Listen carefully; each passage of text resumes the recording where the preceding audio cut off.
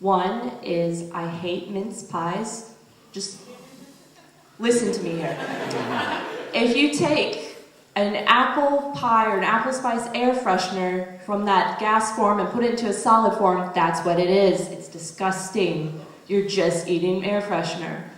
Okay. Second thing I've learned is it's a cardinal sin to put water in a mug and put it in the microwave, and that's your water for tea.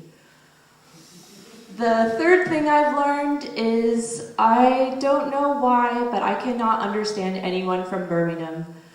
That's the one accent I've never been able to figure out what in the world they're saying.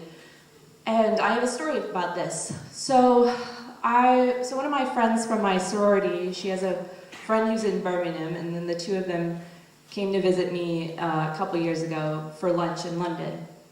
And so he asked me the question, he asked me, how are you finding the accents? And I thought he asked me, have you been in any accidents? So I proceeded to tell him about when I was hit by a bike while I was crossing the road in London. And when I finished the story, he looks at me and says, I think that answers my question. I had a really interesting Christmas. This was the first time I wasn't with Christmas with my parents. So I was with my boyfriend. My boyfriend's from London, and we went to his grandparents who live like down the road from Stonehenge. And my boyfriend's granddad used to be a vicar. So in the study, they have Bibles and like theological books, a lot of the religious texts.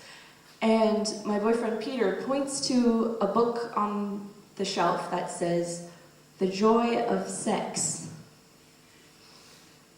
And if you don't know this book, it's an illustrated guide from the 70s. And I just felt like so just dirty looking at it, like, oh, there's a Bible like a few books down and then there's this book.